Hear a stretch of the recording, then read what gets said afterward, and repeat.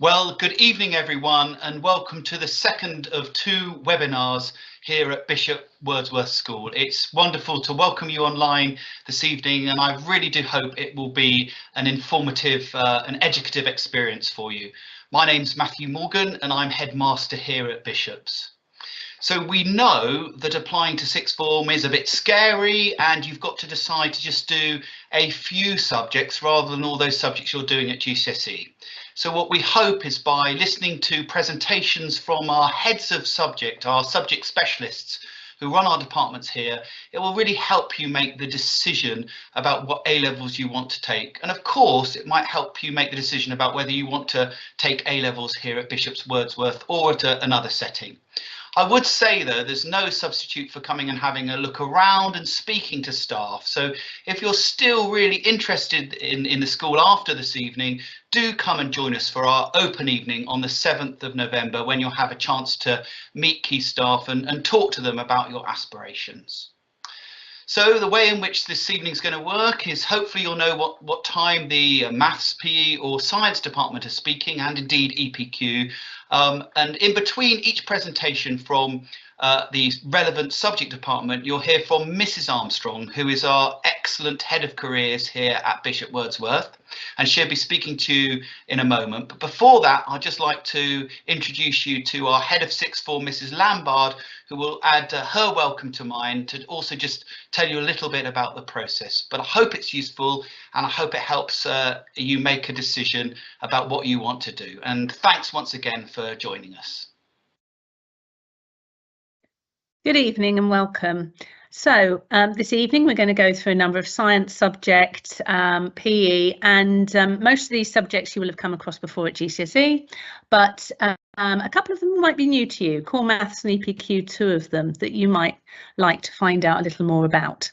As Mr. Morgan said, please do come and visit us at our open evening on the 7th of November, where not only will you have the opportunity to ask questions, see the school, ask questions of the teachers, but also there'll be a lot of our sixth formers there represented, and they will give you the real truth about what life is like at Bishop's. We also have two open events during the school day if you want to see the school in daylight, and you can sign up to them on our website.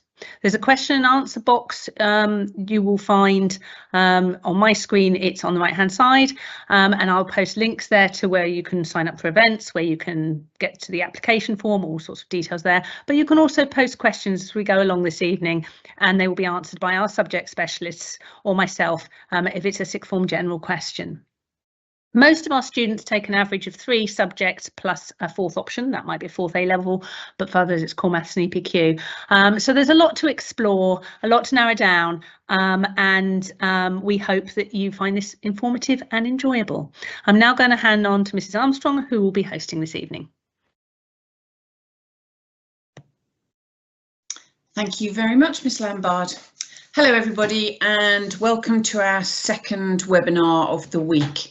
On Tuesday, all the heads of department for the arts and humanities spoke about their subjects, and that is now available on our YouTube channel to view with timings, so you don't have to sit through the whole thing. You can actually very quickly scroll through to find the subjects that you're interested in. And of course, after this evening, this will also be available for you to watch again and again access the subjects that you're very keen on finding out more about.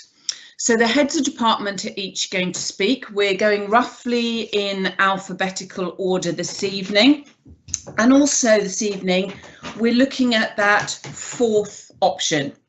So when you do your 3 A-levels, you've chosen your 3 subjects, which you'll do for year 12 and year 13. For year 12, you then do something else alongside it. And that can be, as Miss Lambard alluded to, it can be Core Maths, which Mrs. Barrett will be talking about. It will be the EPQ, which Mr. Morton will be talking about this evening. It can be AS Music, which Mr. Edney spoke about on Tuesday, so that's in with the Music A-level information. And this evening, Mr. Oldham is also going to talk about the Higher Sports Leader Award. So you've got an idea of that subject that goes alongside your 3 main subjects. Of course, you may choose to do a 4th A-level, and that's entirely possible. You decide that on results day. If you get an average of 7.5 in your 8 best GCSEs, you can choose to do a 4th A-level. You need to think about it very carefully. It's a very big workload, but especially today, Mrs. Barrett will be talking about further maths, but you can listen to any one of the subjects here and perhaps think whether you want to do that as a 4th A-level or not. So if we could go to the first speaker for this evening, please. This is Mrs. Madzarovic from the biology department. Good evening. Are you there? Good evening. Thank you very much, Mrs. Armstrong. Over to you with your lovely biology background, please. So with the biology, we have a range of different modules that we work through the course. So we start off with the first of all, we have a module 1, which is our course on the practical work. We then have 3 other modules that we would follow through the course of year 12, and they cover a lot of the work that people would naturally expect to see over the course of the sorts of things they would have done at GCSE. So, for example, the first course that we would do would be things like gas exchange, which is very familiar to people from the work that they would have done in their GCSE course. We also cover quite a lot of the foundation work in year 12. So the purpose of the year 12 work really is to form the foundation for the course that we're going to follow in the year 13 work. So we cover the biochemistry, the DNA and the nucleic acids and all that that area. So this then leads us on to the fact that we have to do some practical work throughout the whole course. So the practical work is set out so that we have something called a practical endorsement. The practical endorsement is something which is basically a pass or fail. So at the end of the day, you get to the end of your year 13 and you would be awarded a pass, or I think they slightly don't use the word fail, but they say something like not achieved. But we've never had anybody that hasn't achieved it. We've always achieved everyone through it because we monitor everyone very carefully. We make sure that all the stuff that you have to cover, we will cover through that time.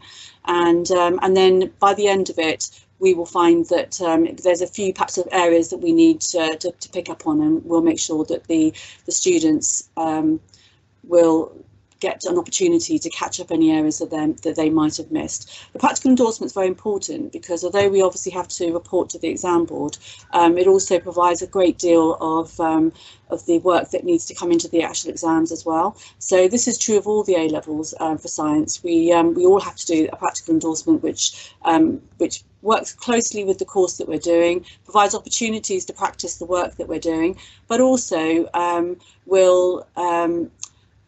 they will actually be asked questions about it over the course of the exams. So it's usually things like the skills such as graph skills, analysis and evaluating.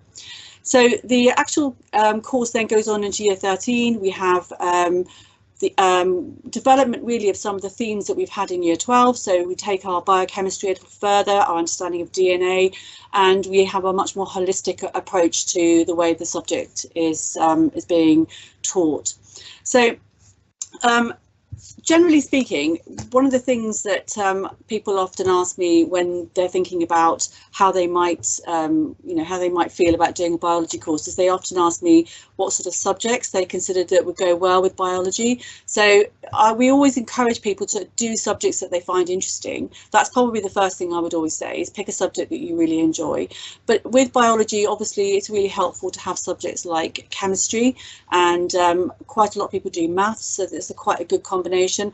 But we'd also have people that choose to do a different range of subjects like geography and psychology and PE and even others as well. So there is quite a range of different subjects that go well with biology. In terms of our outcomes, we obviously monitor everybody really closely over the course of the 2 years. One of our strengths in the biology department is the way in which we really monitor our students and ensure that they have a good opportunity to do well. And what I would say is that the important thing for us is that we make sure that our students are always able to achieve their potential by monitoring them carefully as we go.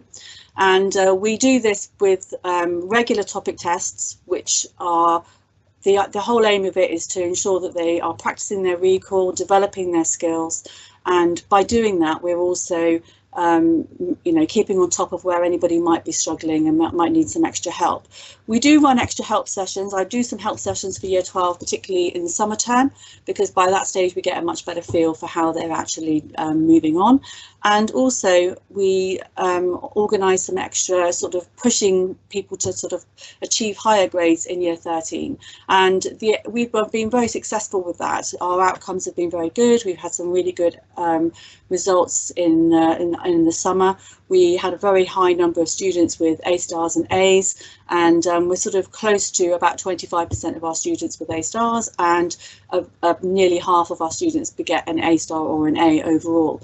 But what is perhaps more important for us is not so much exactly how many people get A's and A stars, but what's important is that our students are actually achieving the grades that they can achieve. So and also that gives them an opportunity to go on to study what they want to study. So sometimes obviously we have students who need to get a B or a C in order for them to go on into the future, and that for us is a sign of success. So we always see it that way. We don't work on the basis that you have to get an A star or an A before we see them as having done well. What we're trying to do is make sure that our students achieve what they need to go on to do the things that they want to do. We have a range of enrichment activities that go on in the department. We encourage our students to attend the BAYES lectures, which is the British Association of Young Scientists, and we have regular speakers that come in, and that gives them an opportunity to see how their subject choice can develop into the future and go on to be useful in research and a range of different careers. We have the Young Medics Society as well, because quite a lot of our students obviously choose biology because they're interested in a career in medicine. We had a very high success rate of the students going on to medicine last year. I think we had something around 18 students that got offered a place and are now studying to do medicine at their chosen universities. I think amongst that there's a veterinary science as well, and we also have a few other people as well that have gone into related careers. So we quite often have people that go into things like physiotherapy and dentistry, and a range of other careers that are linked to biology. A lot of them just go on to study biomed and biological related careers. So we're very pleased with the way that not only do our students do well in the subject, but they then go on to actually continue with a career in the future. And there is a very wide range of potential careers for people that study biology.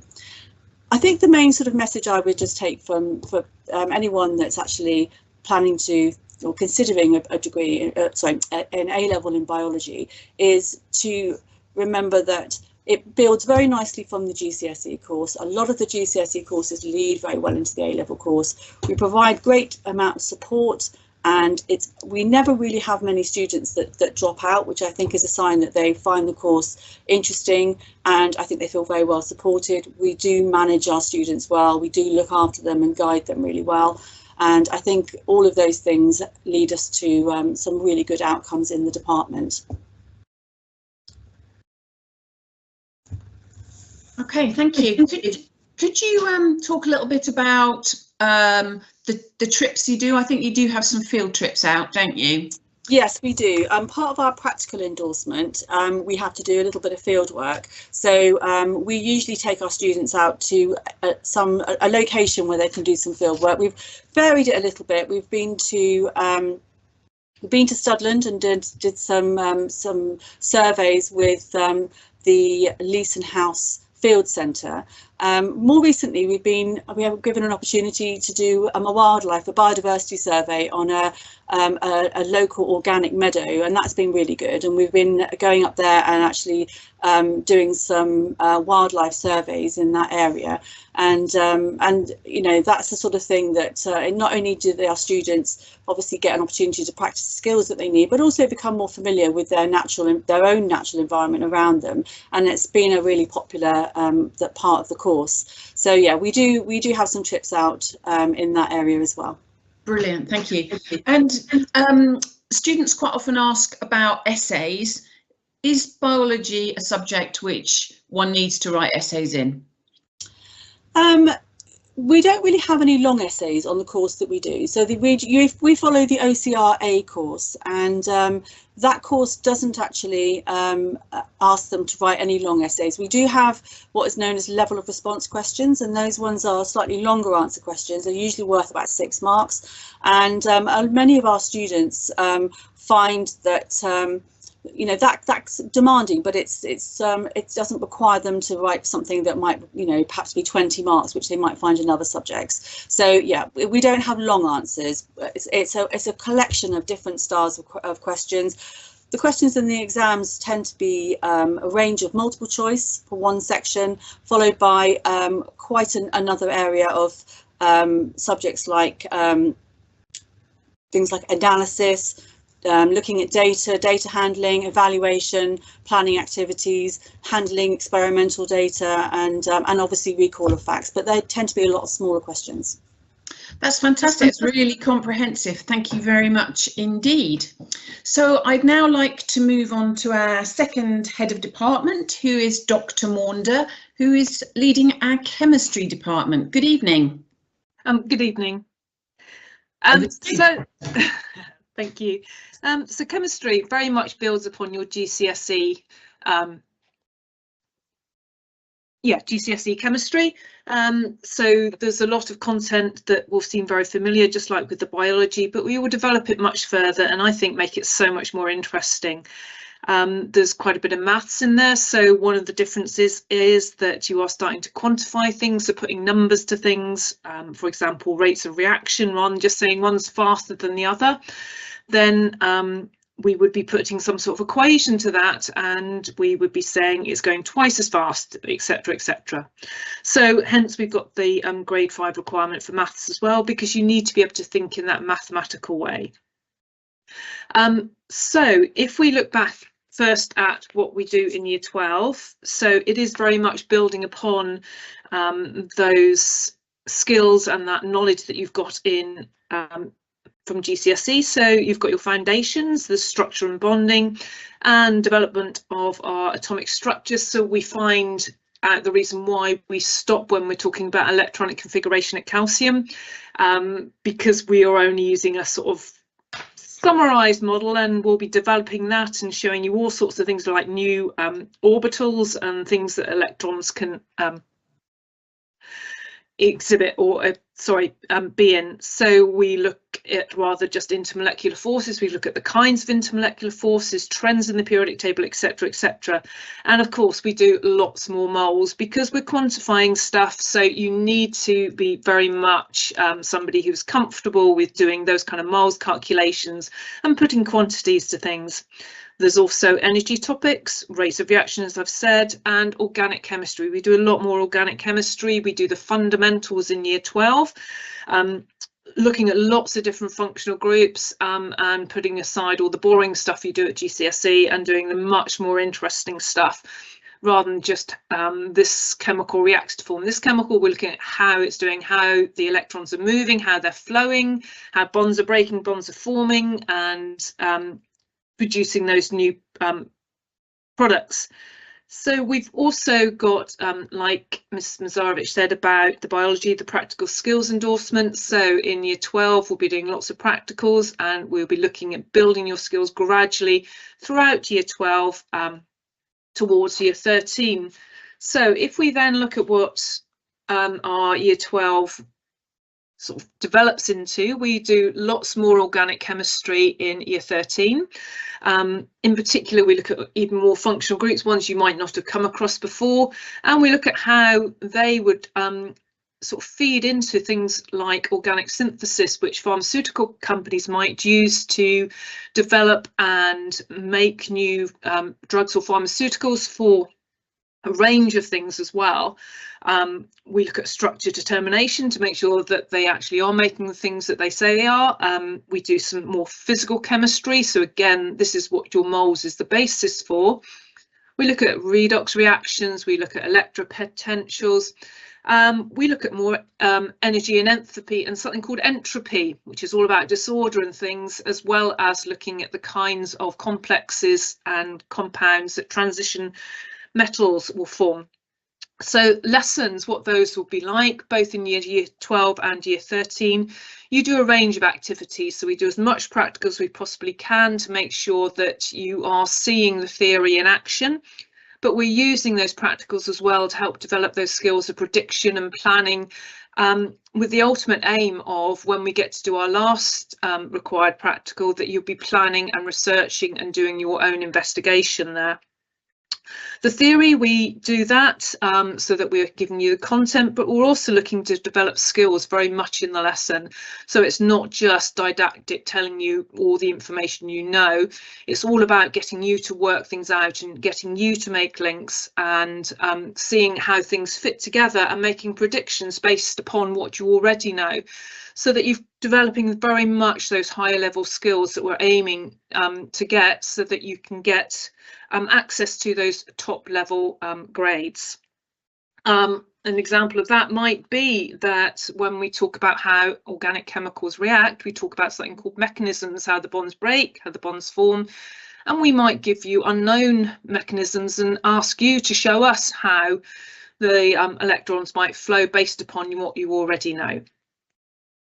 So in terms of that skills development, what we are doing there is aiming to make sure that you have got those high level skills, that you can make the most of what you've got and access the top grade. But we're aware that we're a subject that likes to welcome people of all abilities and with all different kinds of aims at the end of it. So we have lots of activities, which I'll talk about in a minute, which are there to provide stretch and challenge, but we also have sessions like biology, where we can also help you and support you if there are areas where you want or need that. And we very much organise them so that we've got a programme throughout the year, particularly in year 13, and where it's very much encouraged that some students will come to all of them, and then other students may come to just some rather than others, so that you can have support in the areas you need and not in the other areas. So it's very flexible in terms of making sure that you can get the best grade you need. So we are really looking in chemistry to make sure you get that love of chemistry that we all have. It's an amazing subject. It's a hard subject. I've had students in the past saying it should come with a health warning. However, it is an amazing subject, and because it's hard, it can be very rewarding as well, that you've done something that's worthwhile and you get a qualification at the end that's very well respected. It links into the other sciences, biology and physics. And so, it's very good combinations with all of those, and also with maths. We would encourage people to take A-level maths if they're thinking about chemistry, because the two things kind of very much back each other's up. So looking at the kinds of things that we do actually outside the classroom, because classroom is classroom really, we have lots of different things. So at the moment, I'm just getting together our support sessions for the Chemistry Olympiad, which is an international competition. Lots of schools do it, but we make sure that we are running sessions after school so that we help you prepare it. We have about 7 or 8 of those. leading to you doing the Chemistry Olympiad in January. And again, these are all about developing those higher level skills, applying your knowledge to situations you haven't seen, as well as sort of being able to see chemistry in lots of different contexts and seeing it outside of just what's on the curriculum. There's also the Cambridge Chemistry Challenge, which is just for Year 12 students, and we do that in June. So those are plenty of opportunities to help extend and see extra areas of chemistry, and also, I mean, get good stuff for your UCAS applications when you apply to university.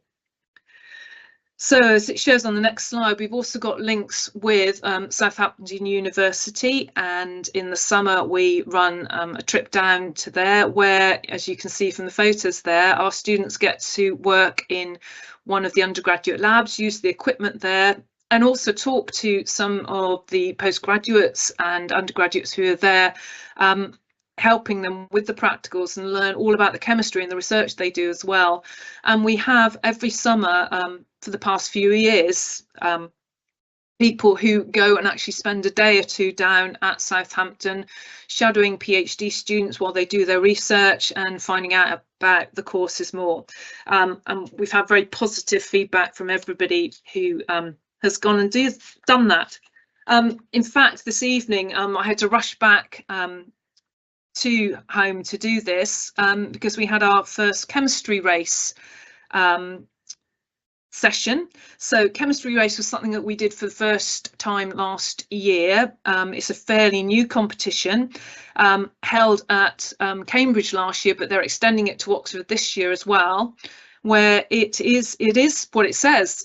You've got a certain amount of questions, and you've got a certain amount of time, and you've got to answer the questions, and then you race down to the front, and if it's right, then it's great, you get given the next question. If it's not, you got to go back and sort it out. Very much teamwork, and the students who went last year said it was amazing, really good fun.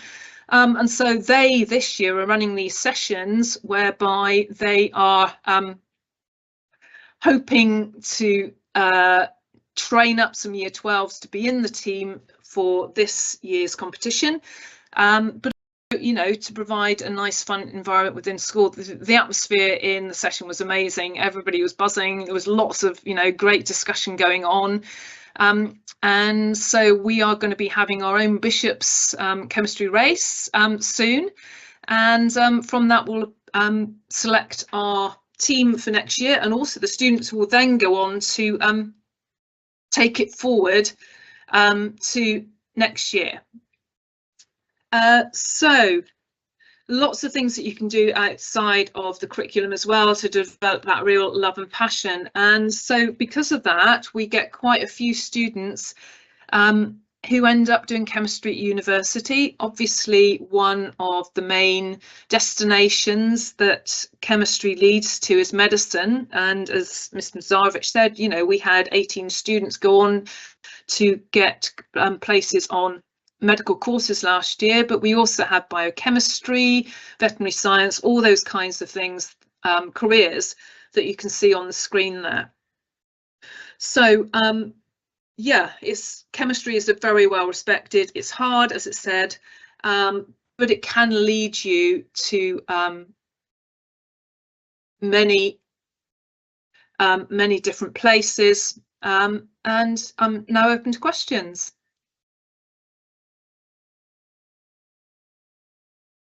Thank you very much indeed. Oh, sorry, hold on. I need to turn you sound back up again. Yeah, sorry, go. Could you just very quickly, because in view of the time, what sort of results? You mentioned that chemistry obviously was a difficult subject, but are you getting good results?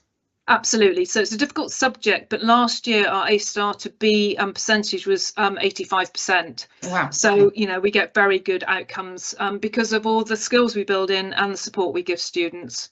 Oh, that's fantastic. Thank you very much indeed, Dr. Maunder. That was really interesting. Thank you. We're going to have something a little bit different now. This is one of the alongside qualifications that I mentioned in the introduction. This is the Extended Project Qualification, or EPQ for short, as we all frequently mention. So the person in charge of administering the EPQ is Mr. Morton. Good evening.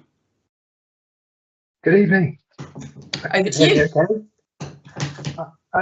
Great. So extended project qualification. This is a really popular subject for our sixth form. We have about 100 students in year 12 this year taking the EPQ. It's a level 3 qualification, and we complete this during year 12. So by the end of year 12, they will completed that, and then in year 13, they can concentrate on A-levels. The topics that are chosen for the project are completely independently selected by the students themselves. So they will choose an area of, maybe it's a personal interest or a hobby or something that they do outside of school, or perhaps it might be something that's an extension of their A-level subjects in school, or potentially it could be something they wanted to do at university and link a topic to that. So it's really flexible and it gives students a real good choice. The students will learn all the necessary skills that they need to complete a research project independently, and I'll come on to that in a moment. But there's around about 120 hours, guided learning hours, involved in completing the extended project from start to finish. Some of those would take place in the classroom. This is a timetabled subject, so they would have 2-hour lessons for EPQ in their timetable, but of course it will take more time than that, so they'll need to be working independently to complete the project. Every student is supervised, so each group has a supervisor. That supervisor works really closely with students.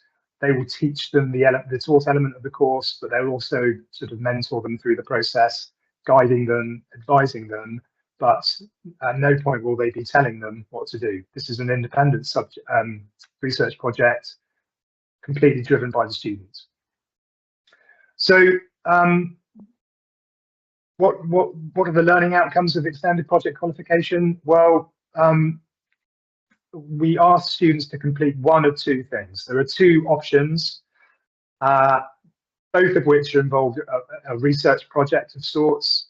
First option is a written report, and that is exactly what it sounds like. It's a 5,000-word written report or dissertation, and this has to be a research-based project report. So, for example, there could be a scientific investigation, exploring a hypothesis, or an extended essay. The other option that students have is an artifact, and the artifact is anything other than a 5,000-word report. So this could be anything from designing and making a leather jacket, all the way through to producing a photograph exhibition that's then exhibited somewhere around the school or in an art gallery. So their options are very wide. The artifact has to be supported with a research-based written report, of which that must be a minimum of 1,000 words. And then the whole process is kind of brought together. That's their sort of final product. Along the way, they will have to complete a log, and that is kind of a big part of what we expect from students. So this is something which is run online. If you go on to the next slide, there. So the idea is that once they've chosen the area of interest, they will then identify, design, and plan the project. So they might draft the title, they may have some aims and objectives, which the supervisor will help sort of refine. They would then plan quite thoroughly how they were going to get from A to B to be able to complete whatever their intended product might be. They will obtain and critically select information from a range of sources, whether that's secondary research such as academic journal articles, or videos from YouTube, or it might well be primary research, which is information and data that they will go out and collect themselves. So that could be through surveys or experiments. Once they have that information together, they will then analyze it, they will evaluate all of their sources, and they will try to demonstrate an understanding of how that information comes together and synthesize ideas and topics together so that they produce the final product. They would also be asked to deliver a presentation, and that can either be sort of like in a classroom setting, or they might attend our EPQ marketplace, which is almost like a careers fair, really. There's lots of tables and people walking around asking questions about each other's projects, and we invite parents to attend that too. Providing evidence is all completed through the Project Q online sort of log. That's a kind of journal where the students write down all of their ideas from start to finish, from their initial conception all the way through to their final conclusions and evaluation of the project. I think on the next slide,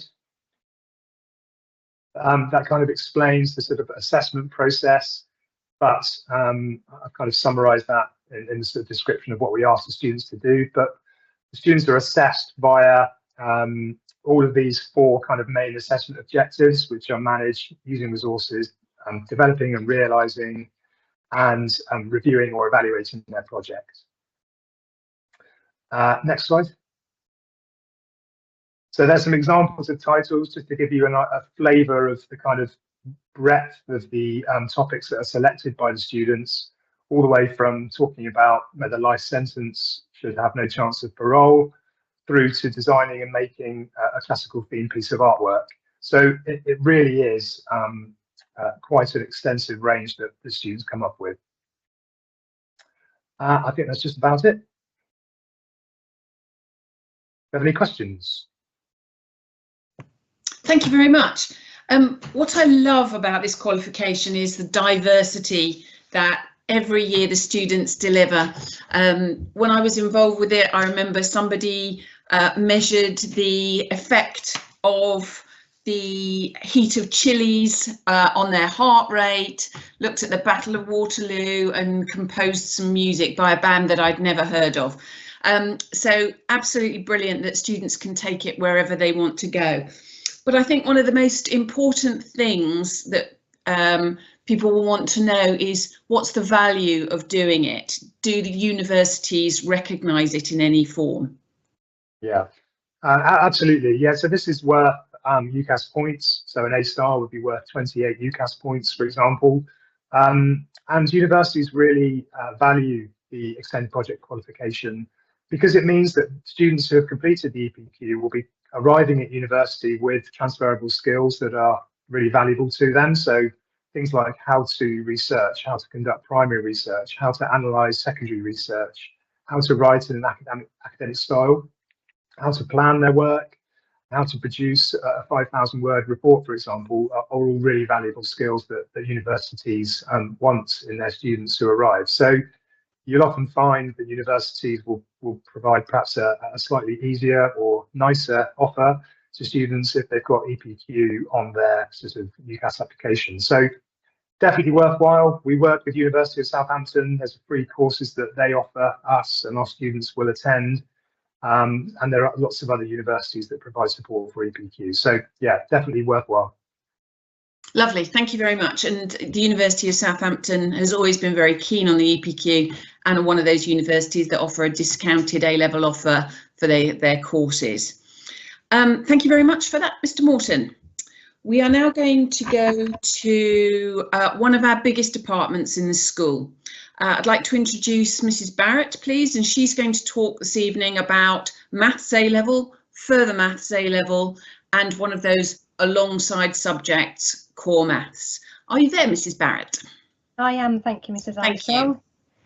Right, so now's my turn to tell you about what Bishops has to offer to continue to develop your mathematical thinking post GCSE. So if I could have the first slide, please.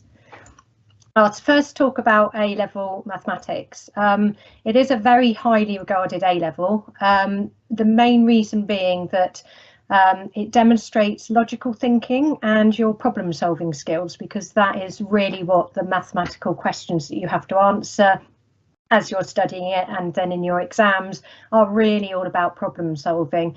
The other reason that it's a very popular subject in the school, you'll see that this year we've got an amazing 138 students out of our 200 students in year 12 studying A-level maths. It's the reason it's so popular is because it complements so many other A-levels so well. You've already heard from Dr. Monda, the chemistry teacher, and Miss Mazarovic as well, that taking A-level maths will then support and help your other A-level subjects. Our results are very good. Last year we had a cohort of 100 students that took their exams in year 13, and almost 60% of them achieved A and A star grades.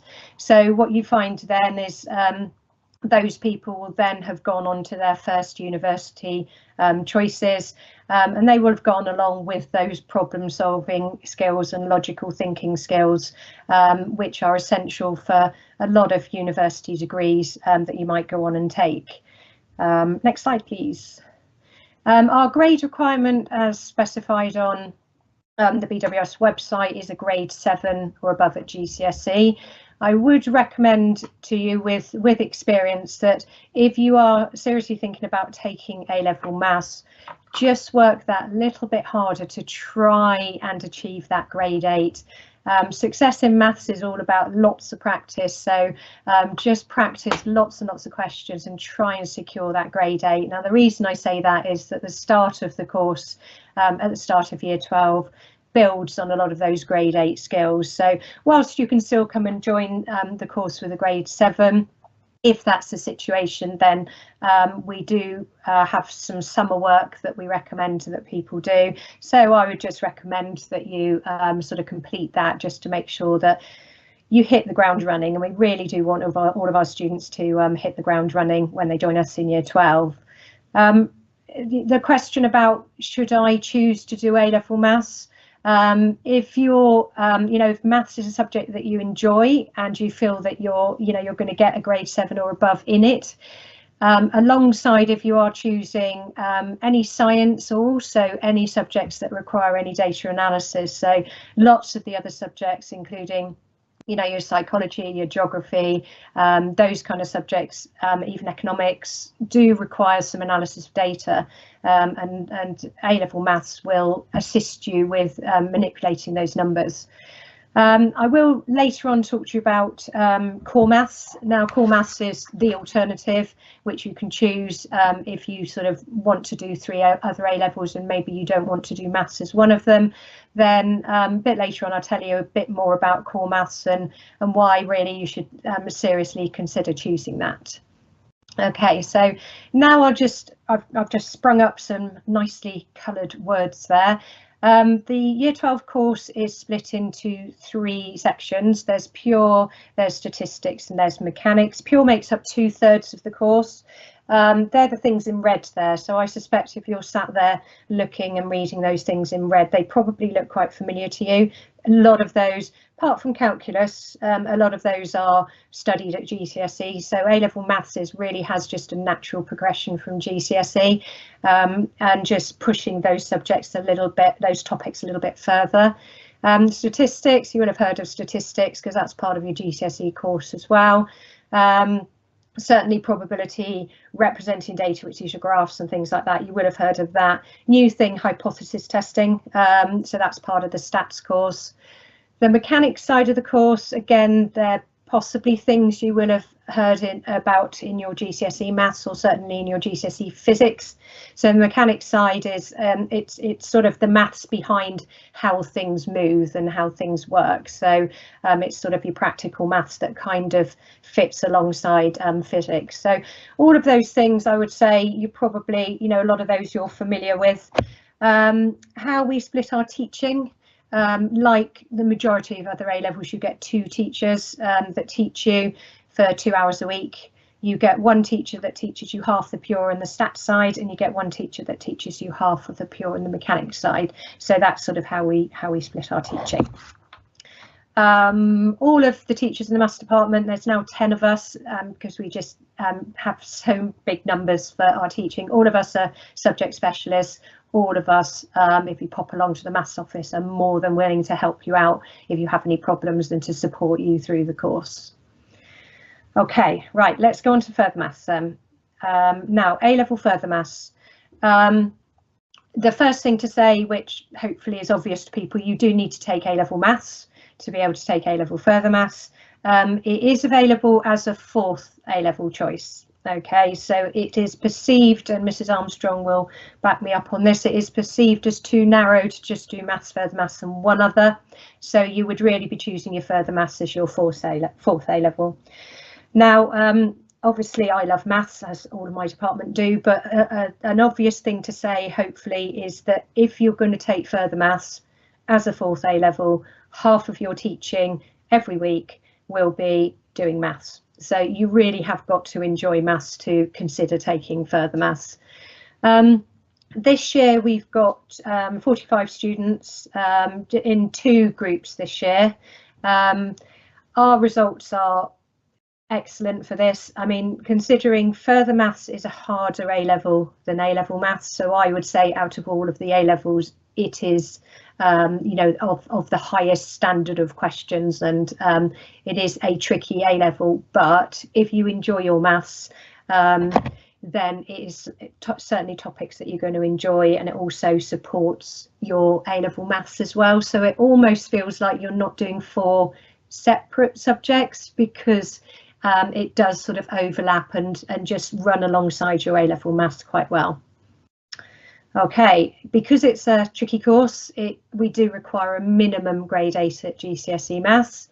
Question I sometimes get is, can I do further maths if I haven't studied the level 2 certificate in further maths, which is a GCSE that some students take?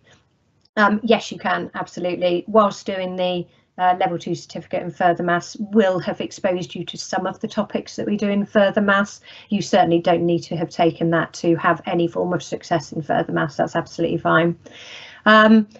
It's tough, yes, but it's really highly regarded, and there are some degree courses that if you have a look, I mean, if you're choosing and thinking about your A-levels, I would certainly say if you've got an idea of what you want to go on to and study at university, go and have a look at a few university courses and go and see which A-levels they're asking for, because what you'll find is a lot of courses, for example, engineering, physics, obviously maths, but even things like economics and things like that are often asking for further maths. So that then should be a consideration if that's one of the courses that you're thinking of doing.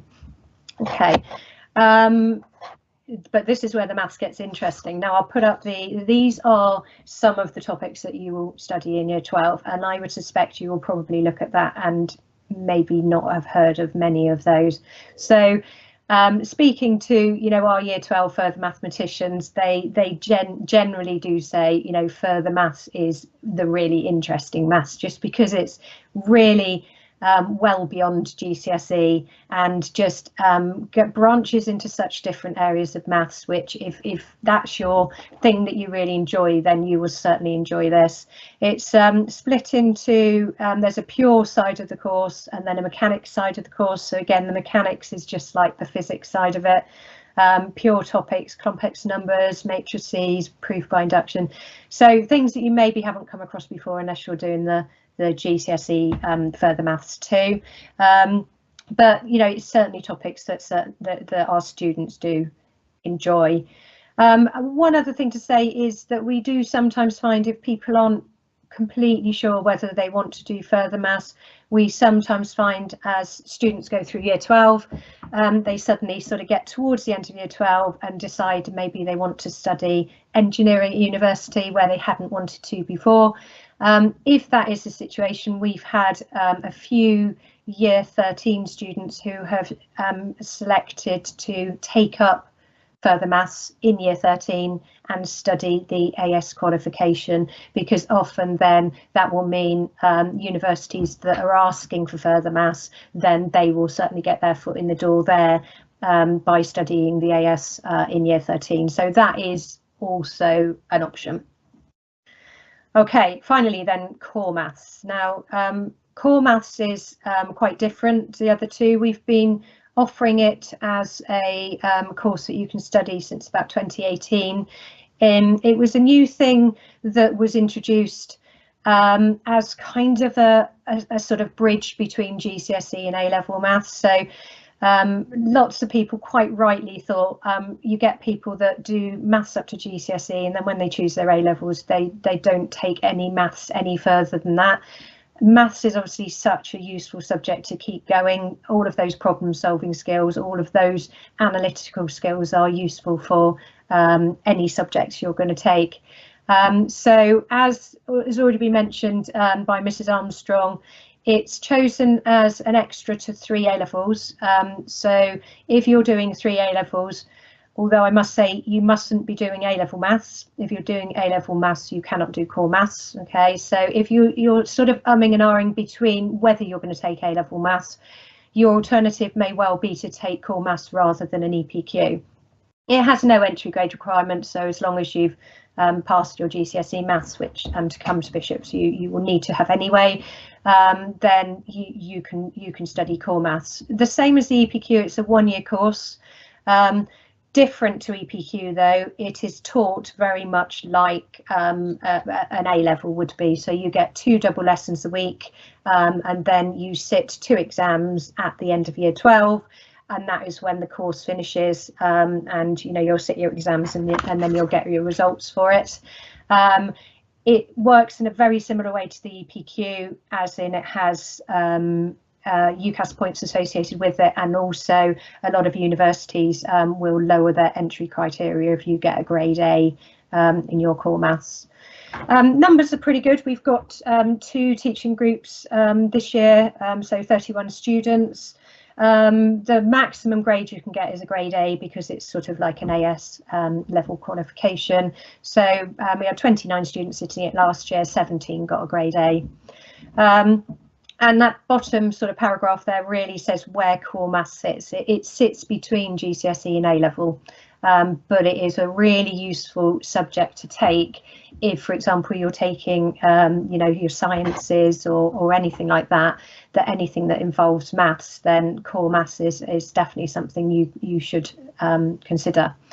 On the next slide, I think I've got some of the subjects that it actually sits alongside really well.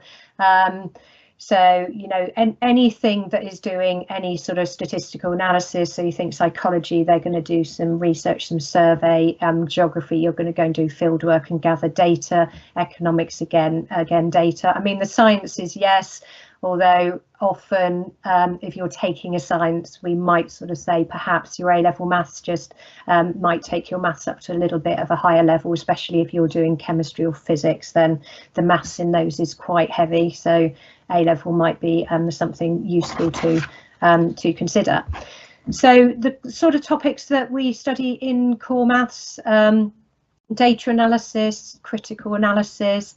So critical analysis is quite an interesting one. So that is where you might read a piece of data analysis. So it might be some graphs, it might be some statistics that have been published, say, online or in a newspaper or something like that.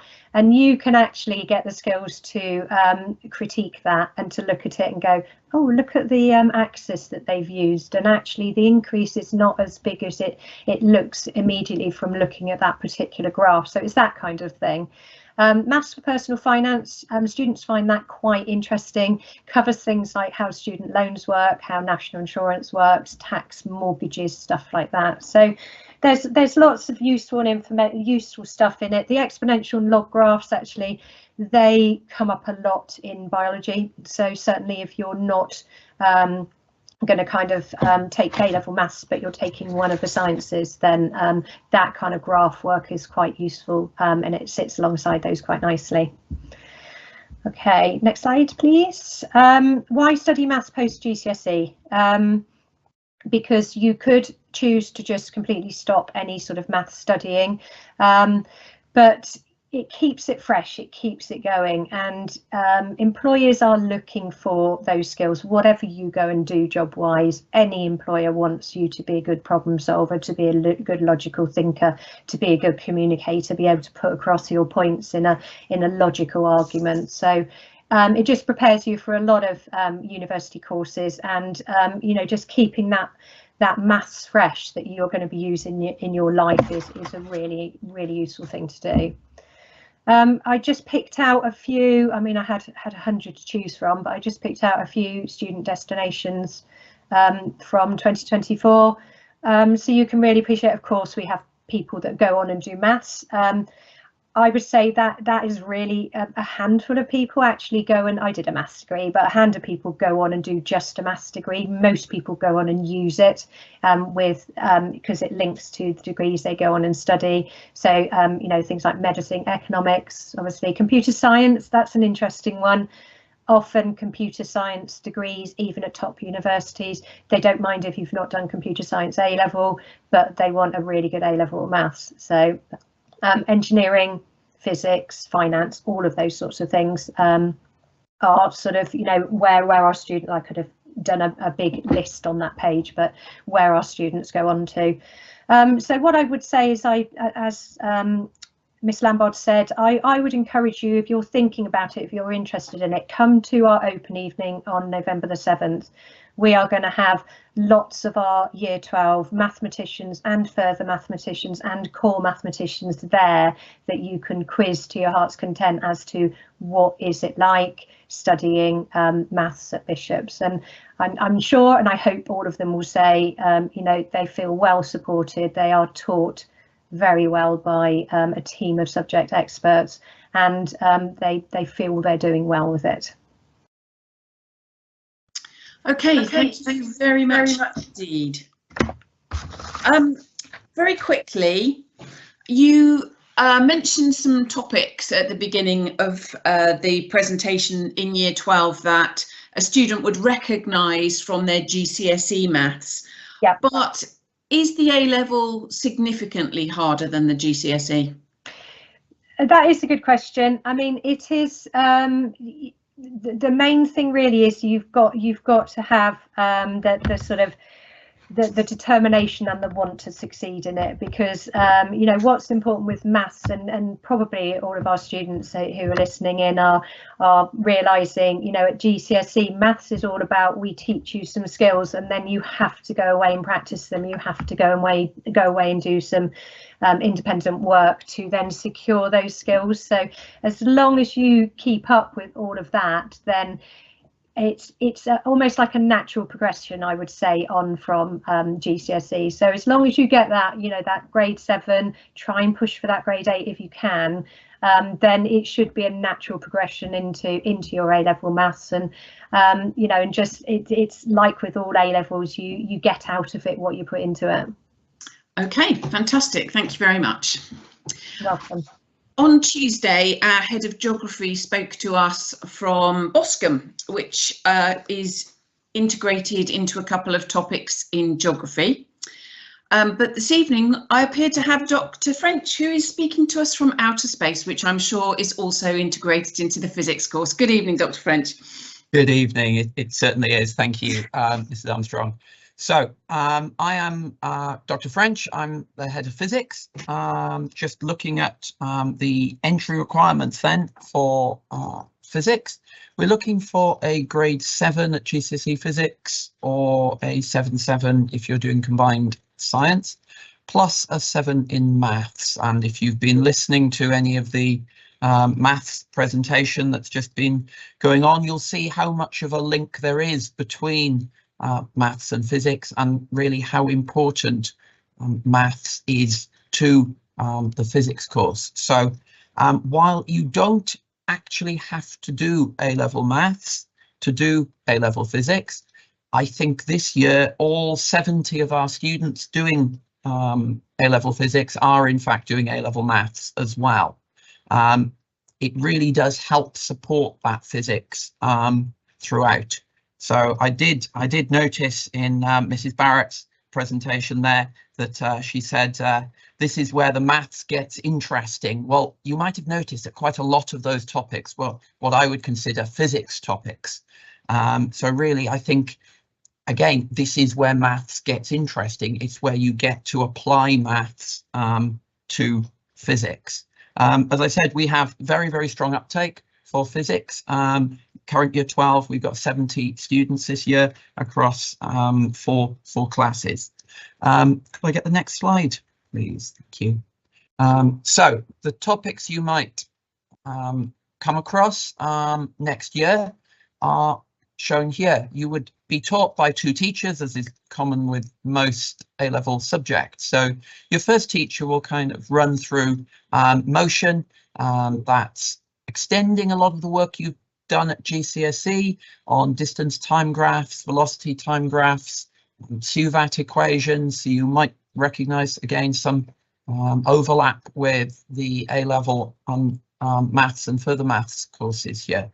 We look at forces, we look at Newton's laws of motion, we look at work, power and energy, we look at materials, which is perhaps a sort of newish topic to you, but you look at all the exciting developments in material science and how really that physics of materials governs an awful lot of what you see and interact with in your daily life.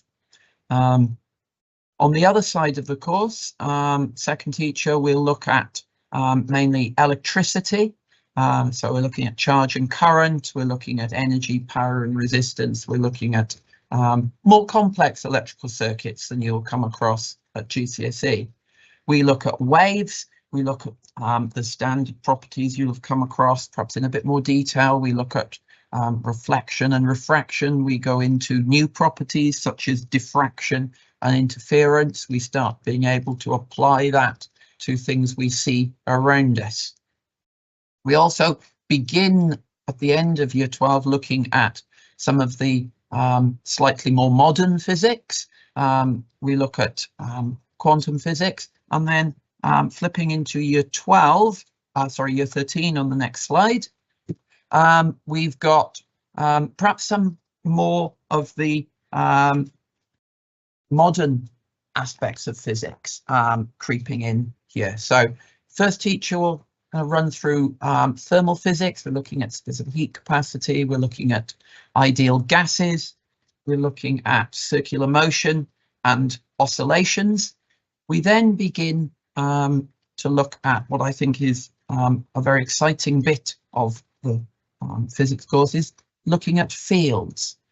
So we start with gravitational fields on this side of the course, and then we look at some stars and cosmology. On the other side of the course, you'll look at capacitors, which are an electronic component that's often used in timing circuits, perhaps something quite new to you. We look at more electric fields and magnetic fields, and then we get into particle physics and radioactivity. We get into nuclear physics and medical imaging. Many students who go on to study medicine at university or are considering that find this particular aspect of the course quite interesting. It is at the end of the course because it actually builds upon much of the physics taught in earlier topics such as electric and magnetic fields, such as radioactivity and nuclear physics. So I really think that's sort of the culmination, is kind of really looking at how that physics applies to your everyday life. Can I get the next slide? Thank you. So some key highlights of physics at Bishop Wordsworth. We are exceptionally lucky to have such a broad department. We've got 5 very experienced specialist physics teachers and a dedicated technician. We're all happy to help students. We all teach A-level. We're all available to help support students and guide them through the course along the way. We run quite a number of support sessions and extracurricular activities, which again give you that sense that you're part of the department, you're a valued student, but it also means you get that idea that physics is more than just your A-level. We'll come on to more on extracurricular activities in a moment. We get excellent exam results. Last year, nearly 60% of our entry got an A star or an A grade at A level, and 85% got an A star to B. Physics is not just about theory. It's not just about doing maths on paper. It's not just about developing your explanations on paper. It is also about practical work. We have practical work integrated throughout the course, and I think that's something many students find very enjoyable and perhaps one of the highlights of the course for them. We have an incredibly broad range of co-curricular activities and trips, and over the last 2 years we've run a trip to CERN in Switzerland to look at the Large Hadron Collider particle accelerator. We've got another trip planned for this academic year as well, to the same place. We've been up to the Diamond Light Source in Oxfordshire for a day trip to learn about how X-rays are used to examine lots and lots of pieces of matter, lots of biological samples, as well as in the engineering sphere. We've got quite a large number of talks and lectures that run both within the school, often sort of following school, straight after school. We have various visiting speakers come in. We've also gone out to taking trips out to talks at local universities. We enter quite a large number of students for the Physics Olympiad and have quite strong success there. We also run a Tricky Physics group, which is an extension group for students in Year 12 and Year 13, and that kind of helps with the support for those looking to take university entrance examinations. You may or may not be aware that quite a number of the top universities run additional exams that are sat kind of around about this time in Year 13. So if you're looking for Oxford or Cambridge or Imperial, something along the university like that, you would be required to sit an entrance exam. So that Tricky Physics is part of the support the department offers for students looking to do that. We could have the next slide, please. So here are a couple of destinations from last year for students who've gone on to a very wide range of universities around the UK. Some have also gone on to apprenticeships too. Again, physics is a very, very sought after A-level subject. Many university courses, many employers value physics for its problem solving skills, for its mathematical background as well, and you can see that by the wide range of university courses students go on to do. So I think the final slide is questions. That was so interesting. Thank you very much. I think I'd like to sign up for A-level physics. Please do. Going back a little bit to talk about a bit more about practical work, what are the requirements for carrying out practical work, and can you give some examples of the types of things that you do, please? Right, okay. So as part of the A-level course, you have to do 12 practicals that are ones that could possibly come up on the examination. We obviously do far more than 12 practicals throughout 2 years, but there are 12 that the exam board specify that you must do. So these are the very core practicals, such as looking for standing waves on strings. So this is essentially how musical instruments, pianos and guitars work, might be one example of that.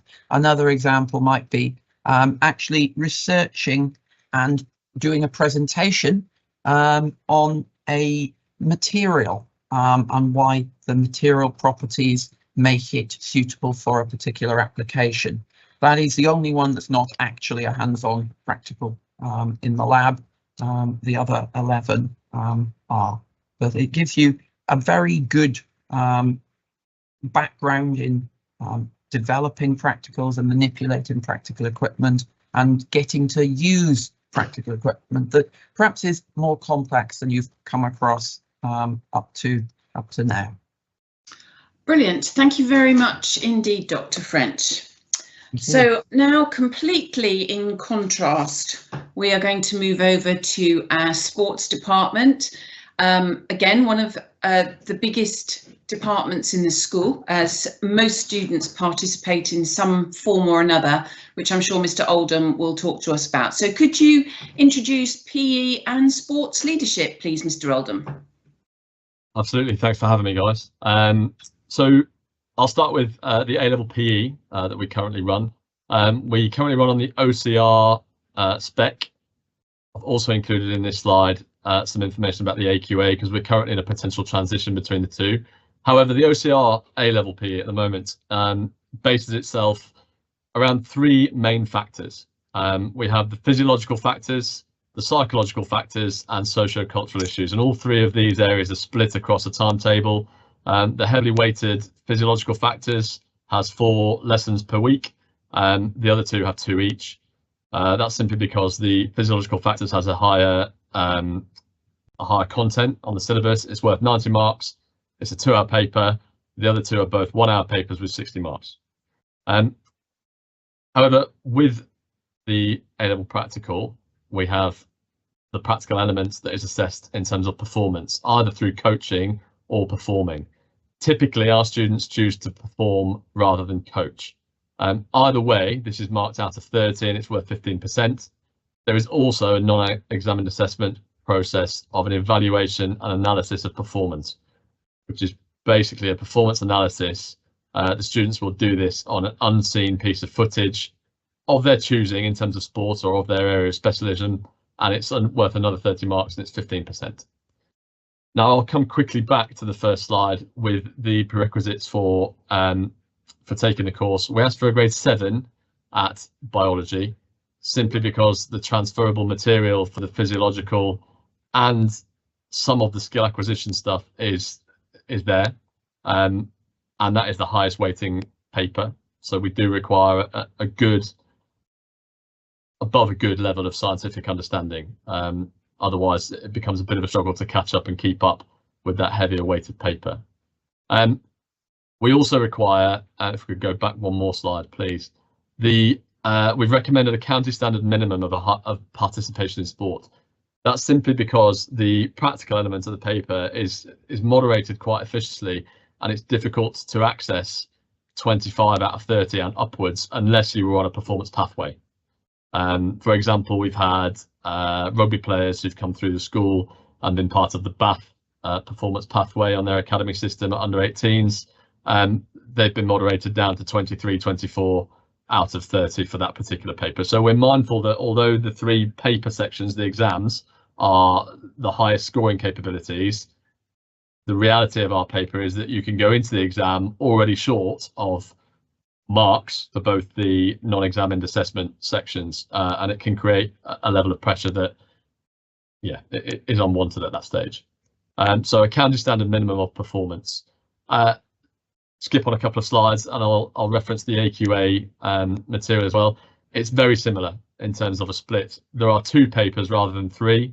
Both of them are 2 hours, so essentially you sit the same amount of time in terms of papers. The non-examined assessment is slightly different in that you have your practical performance, which is the same in terms of the ability to access the top banding of marks. So we'd recommend the same in terms of your performance pathways and your performance capability. But there's also a written or verbal analysis of performance, the choice of which we can go between. Again, it's worth 30%, so the split is the same. It's just articulated slightly differently. The teaching element would be the same, but again, decisions pending on whether or not we change to AQA at this point. I'll skip on to the next slide. So key highlights. It's very much a practical subject, but I'll make a point very quickly that our timetable sessions are classroom sessions. Other than the picture on the left that you can see, we're very much based in the classroom. There isn't any allotted time to develop your practical performance, which again is why we stipulate that you need a high level coming in to the subject itself. We've got uppers and downers mob football recreated on the number 11 lawn for sport and society. We've got a bit of Jenga under the spotlight, creating different elements of pressure or perceived pressure within the sports psychology lessons. We also have an anatomy and physiology nativity closer to Christmas, with the script very much dependent upon how much is understood and covered in the syllabus at that point. We try to make the lessons practical where they can be and engaging, purely because of the nature of the students who sign up for it. Next slide, please. Co-curricular activities and trips. I've gone slim on this purely because I'm also going to talk about games very briefly. The fact that we don't have timetable practical time means that our practical activities are very much moderated and assessed through our games afternoons, which for sixth form now happen in periods 5, 6 through lunch, 7, 8, 9 and 10. So there's a long period of games afternoons and there's a huge amount of choice for the students. For example, you could currently choose to do lacrosse, periods 5 and 6. You could then do a boys football or a girls rugby session through lunchtime. Boys rugby then happens post lunchtime throughout the afternoon, and girls netball and boys basketball currently happens post lunchtime through the afternoon as well. So potentially, depending on your subject choices, you could do 3 activities on a games afternoon, and that gives you the breadth of a games environment if participation is your thing. But it also gives our performance athletes an opportunity to compete for a spot on one of our teams that either compete for midweek or weekend fixtures. In terms of specific trips that go on, we're currently anticipating a Year 12-13 outward bound trip to Plas Pencathli in Brecon, South Wales. That's a first this year, so really looking forward to it. We are planning and in the formal stages of sending out letters and deposits for a boys and girls rugby tour to Dubai in the February half term of 2026. So not only do the performance pathways negate fixtures, we try and travel abroad as well and offer some pretty special trips to different parts of the world to engage in that sport. Next slide, please. Reasons to choose PE. We have various different pathways that students choose to follow. I've highlighted, or I've put at the top of the list at least, the obvious, sport and exercise science, and we've had some really successful students recently qualify for Loughborough University, University of Bath, University of Exeter, for that specific place. We have a slightly different thread which comes through the A-level PE study of physiotherapy at the University of Southampton, but we've had students go on to do medicine, biological sciences, and include students who choose to go study abroad. We've got one of our cohort go across to study at Rollins College, USA, on international business management. He was one of our first team football and a successful A-level PE student who found himself on a completely different pathway, which is certainly something that we encourage. Final slide. We also run the Sports Leadership Award. It's 4 periods per week on a timetable. It's done alongside the EPQ. You can choose this instead of the EPQ. It's a nationally recognised level 3 qual. It's worth 16 UCAS points. We've currently got 10 students who are geared up with a very full calendar of events to deliver and lead practical activities such as Boccia to a disability sports group. We're going to deliver a tag rugby festival to the local community of primary schools. They ultimately have to complete 14 hours of leadership in varied settings. Those 2 settings are just 2 of those settings that they need to deliver to. It's a really exciting step up from the community sports leaders that we've delivered before, and it engages the students and increases their soft skills such as organisation, planning, comms and teamwork, ultimately through the medium of sport. These are not just A-level PE students, although there is really positive crossover there.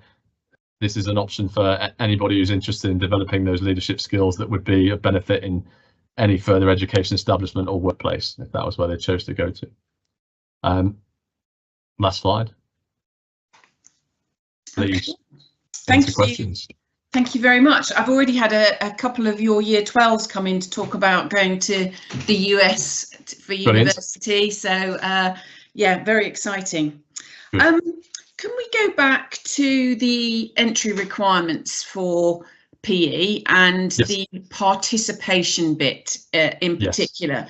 Because quite often although students will be aware that you don't necessarily need PE to access sports science at university. Yeah. They love sport and they actually really want to do the A-level PE. Yeah.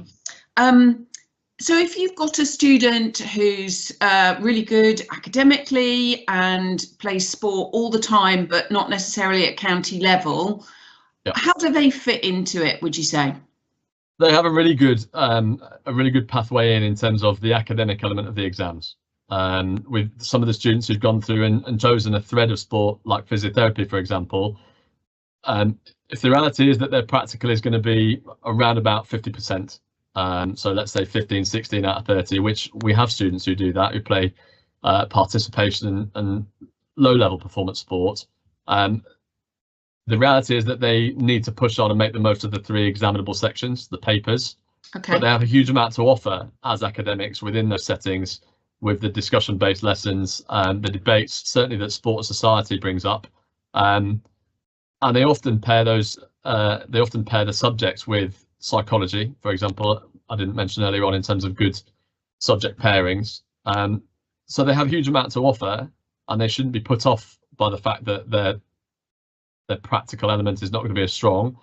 There just is that reality that you're going to go into an exam lacking a certain amount of grades, a certain amount of marks from the non-examined assessment point of view. And I'd say the same with regard the performance analysis. If you are an elite pathway, or if you're a performance pathway athlete, chances are you've been engaged with filming, you've analysed your own performance, and that's something that's not unfamiliar to you. Those people that are participation athletes, for want of a better phrase, and haven't really engaged with video analysis, it just makes the second NEA assessment process a little bit more challenging again, which is why we advise it. So you'll be there on the 7th of November. So for anyone interested, should come and have a chat to you about that on that. Absolutely. Evening. Brilliant. Look forward to it. Thank you very much, Mr. Oldham. That's great. No worries. Thanks for having me. Okay, for our final academic presentation this evening, I'd like to introduce you to Mrs. Mesnard. She is head of our psychology department and assistant head of 6th form. So you would be meeting her often if you join us in the 6th form. Mrs. Mesnard, are you ready to go, please? I am. So thank you if you're still with us. I know it's getting very late in the night. So I'm just going to tell you a little bit about psychology as a subject, really. So if I can go on to the next slide, that would be great. So year 12, we do a lot of interesting topics. Psychology is a very broad subject. There are bits of biology in there. There's a little bit of chemistry. There is a bit of essay writing. There's a bit of humanities. So whilst it is a science subject, there's quite a broad range of curriculum, broad range of skills that are needed. So you can see some of the topics there, things from social influence, which are more kind of social psychology based, all the way to biopsychology, which is a lot of biology and a little bit of chemistry. We also study psychopathology, which is about mental illnesses. We study schizophrenia, obsessive compulsive disorder, depression. We study how your memory works and why we forget things. And a little bit of a controversial, not a controversial, but a kind of a bit of a Marmite topic is attachment. Some students love attachment, some don't. It's the study of how your upbringing and how your childhood affects your later relationships and your later academic potential and social skills, really. So quite a broad topic in year 12. And then going into year 13, we do fewer topics, but in more detail. And these are the ones that students really look forward to. So we study forensics, which is all about serial killers, murderers. We study genetic explanations for why people commit crime. We also study, kind of look at the nature-nurture debate and try and explain crime from a nurture and upbringing perspective and also a biological perspective. We look at schizophrenia in lots of detail. And again, we look at whether it's more of a biological or a kind of social illness. We look at relationships, making and breaking of relationships. Oh, sorry, I can see a typo there. That should say research methods. We study research methods throughout year 12 and year 13. So this is the kind of science component. like you will have done for year 10 and 11 biology or chemistry or physics, you conduct experiments in psychology, you write up those experiments, you analyze the results, plot them on graphs and charts, and find out whether you found anything that's statistically significant. So that's what's meant by research methods, and it is quite a core component of the course. Next slide, please. So some of the key highlights, there's lots of group work. You get to learn a lot about yourself. You get to do lots of quizzes. You get to do kind of personality tests. We do a lot of discussion, and sometimes I make you act out some of the more classic psychology experiments, but that's not every lesson, so don't worry if drama is not your thing. Like I said, lots of quizzes, lots of experiments, and you have to carry out your own experiments. So I'll send you out into the school and into the community, and you have to do psychological experiments that you then get to write up, and you can use friends and family members and your peers in your year group. And we have our results there on the right hand side of the screen. So you can see that for the last 3 years, we've been between 83 and 90% of students getting A star to B. 100% A star to D, and nearly all of those, I think about 97, 98% of those are A star A, B or C, with only 1 or 2 students getting a D and no E's or U's. So hopefully, long may that continue if you choose to study psychology. Next slide, please. Thank you. Some co-curricular activities. So we try and get Dr. Sutton in every other year. So you will have an opportunity, whether you're in year 12 or 13, to take part of a day with Dr. Sutton, who brings in a brain. It's a rat brain, and you get to do a dissection, which is interesting. He also talks a lot about artificial intelligence and psychology and how the two are kind of merging. So students really like that. He's kind of a lecture style teacher. He's a university lecturer. We have had in the past Dr. John Buckley, who's a doctor, and he's come in to talk about schizophrenia and mental health. We've had Dr. Farrington from Cambridge University, who gave us a Teams call all about his work on tracking offenders. So we have different talks every year, and they change, but those are the kind of things that you would expect. And I'm hoping to get a trip in the diary next year with Shepton Mallet Prison, which goes alongside our forensics unit, where you can go and spend an afternoon there and look around the prison because it's closed, but also find out a lot about the forensics side of psychology. So if you wanted to be going to criminology, or if you wanted to go into neuroscience and working with prisoners with mental health issues, that kind of thing. So these are just some of our student destinations.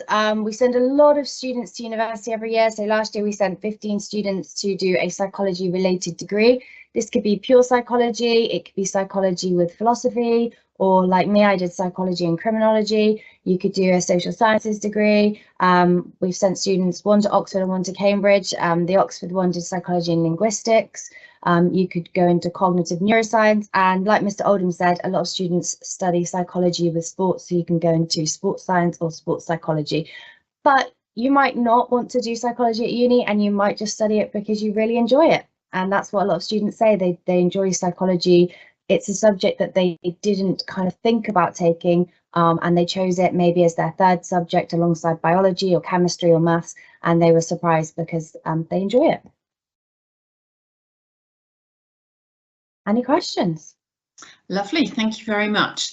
I'm always amazed by the number of students who come through my door for careers interviews who want to continue psychology, especially as it's a new subject at A-level for the majority of students. If someone is really quite interested but not quite sure, is there anything you'd recommend that they look at to find out more about psychology to help them make the decision? Yeah, I would say look into some of the classic psychology studies. So look at people like Zimbardo and Milgram. You can find loads of documentaries. You can find films about them on Netflix. So have a look at some of those. I would also say there's a really good book that I would recommend called Opening Skinner's Box. It's the very basics of psychology, some of the most influential studies. So have a look at that book. And if you're interested, great. I will come and talk to me on the Open event. Sorry, was that Opening Skinner's Box? Yeah, Skinner is a very famous psychologist who did a lot of studies on rats and pigeons. And fun fact, he was able to train pigeons to be suicide bombers, to direct bombs, but it was never used by the military, but he proved he was able to do it. So, ending on a fascinating fact. Thank you so There you much, go. Mrs. Mesnard. That's Thank great. you for having me. Bye-bye. So, thank you very much for joining us this evening. I'm just going to hand over to Miss Lambard to close us down for the evening. Thank you. Thank you very much. Well, it was a lovely and fascinating evening. I hope you managed to see and hear all that you wanted to hear. A big thank you to our team, all the teachers, Mrs. Armstrong, Mr. White, who have worked really hard to put this together. It is well worth you coming to visit the school if you're interested in applying. That's the 7th of November is our big open evening where you can talk to students and teachers, and we have a few open events during the day where you can see the school in daylight if you haven't already. So thank you for bearing with us. You have our web address on the top of the Q&A box, which you can use to apply for a place, to sign up for open events, to find out more information. And there's also links so that you can email us with any questions you still might have outstanding. We hope you have a very nice evening, and thank you.